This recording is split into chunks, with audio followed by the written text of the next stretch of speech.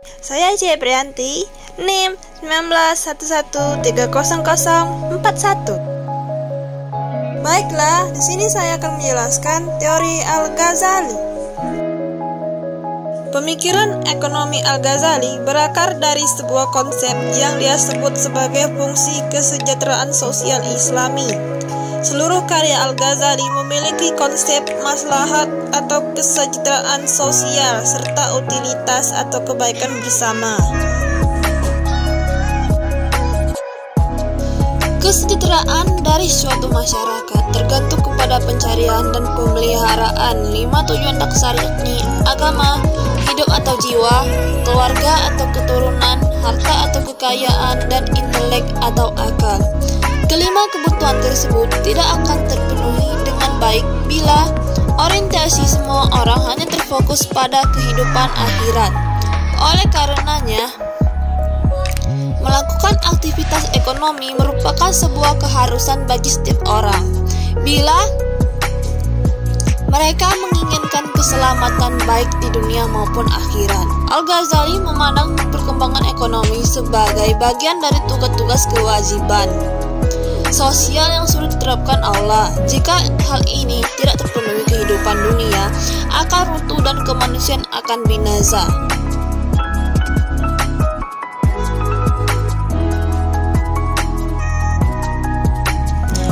Al-Ghazali mendefinisikan 3 alasan mengapa seseorang harus melakukan aktivitas ekonomi, yaitu untuk mencapai kebutuhan hidup, kedua, untuk mensejahterakan keluarga, dan untuk membantu orang lain yang membutuhkan.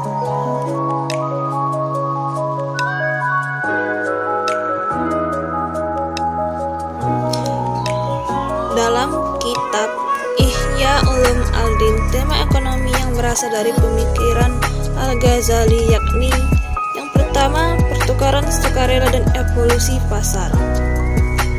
Maksudnya, sebelum para ekonomi lain mengemukakan tentang proses terbentuknya pasar, Al-Ghazali telah terlebih dahulu menuangkan konsepnya mengenai pasar yang menurutnya mengalami perkembangan dari waktu ke waktu. Al-Ghazali menyuguhkan pembahasan terperinci tentang peranan dan signifikansi aktivitas perdagangan yang dilakukan dengan sukarela serta proses timbulnya pasar yang berdasarkan kekuatan permintaan dan penawaran untuk menentukan harga dan laba.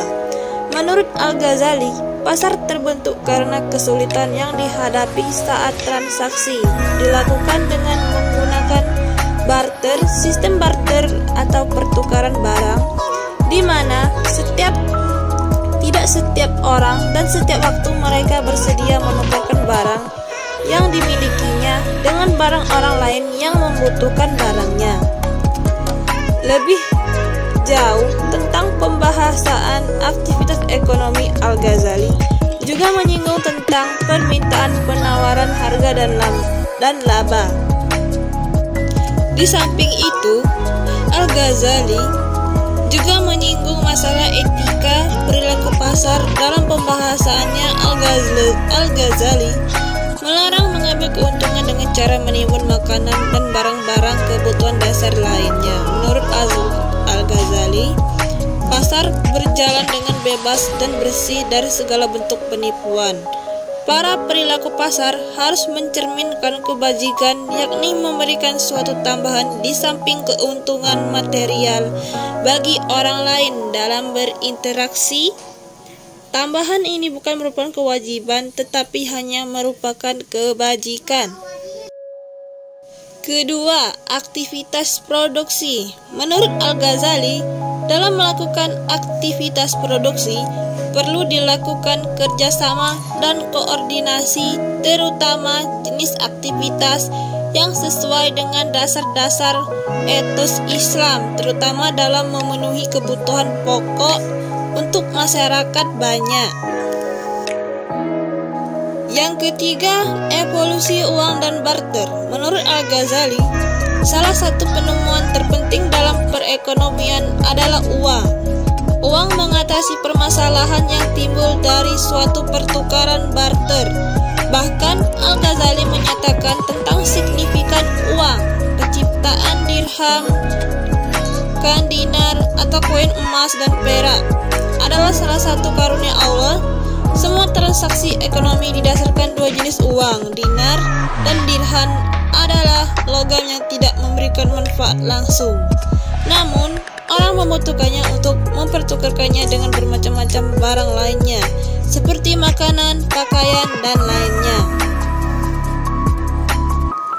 4. Peranan negara dan keuangan publik. Menurut Al-Ghazali, negara adalah lembaga yang penting tidak hanya bagi berjalannya aktivitas ekonomi dari suatu masyarakat dengan baik, tetapi juga untuk memenuhi kewajiban sosial sebagaimana yang diatur dalam Wahyu. Al-Ghazali menyatakan bahwa negara dan agama tiang-tiang yang tidak dapat dipisahkan dari sebuah masyarakat yang teratur.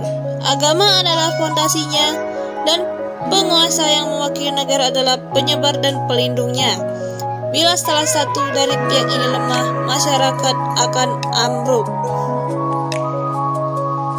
Kelima, kemajuan ekonomi melalui keadilan, kedamaian, dan stabilitas. Menurut Al-Ghazali, untuk meningkatkan kemakmuran ekonomi, negara harus menegakkan keadilan, kedamaian, keamanan, serta stabilitas. Bahkan Al-Ghazali menekankan perlunya keadilan serta aturan yang adil dan seimbang. Keenam, keuangan publik. Dalam konteks keuangan publik, Al-Ghazali melihat dari dua sisi anggaran, sisi pendapatan dan pengeluaran. Menurut Al-Ghazali, pendapatan negara seharusnya dikumpulkan dari seluruh penduduk, baik muslim maupun non-muslim, berdasarkan hukum Islam. Namun terdapat perbedaan dalam berbagai jenis pendapatan yang dikumpulkan dari setiap kelompok. Menurut Al-Ghazali, hampir seluruh pendapatan yang ditarik para penguasa di zaman yang melanggar hukum. Oleh karena itu, para pembayar pajak seharusnya menolak untuk membayar pajak serta menghindari hubungan dengan mereka. Lebih jauh, sistem pajak yang sedang berlaku berdasarkan adat kebiasaan yang sudah lama berlaku, bukan berdasarkan hukum ilahi. 7. Utang publik. Menurut Al-Ghazali, seseorang tidak dapat menafikan bolehnya penguasa untuk meminjam dari rakyat bila membutuhkan negara menuntutnya. Namun demikian, pertanyaannya adalah jika penguasa tidak mengantisipasi pendapatan dalam Baitul Mal yang dapat melebihi apa yang dibutuhkan bagi tentara dan pejabat publik lainnya, maka atas dasar apa dan dana itu dipinjam? Artinya, di sini Al-Ghazali mengizinkan utang publik jika memungkinkan untuk menjamin pembayaran kembali dari pendapatan di masa yang akan datang. Yang kedelapan, pengeluaran publik. Menurut Al-Ghazali, pengeluaran publik harus sesuai dengan penegakan keadilan sosial ekonomi, keamanan dan stabilitas negara, serta pengembangan suatu masyarakat yang makmur. Di samping itu, negara boleh mengintervensi dengan tujuan untuk mengeliminasi kemiskinan dan kesukaran yang meluas.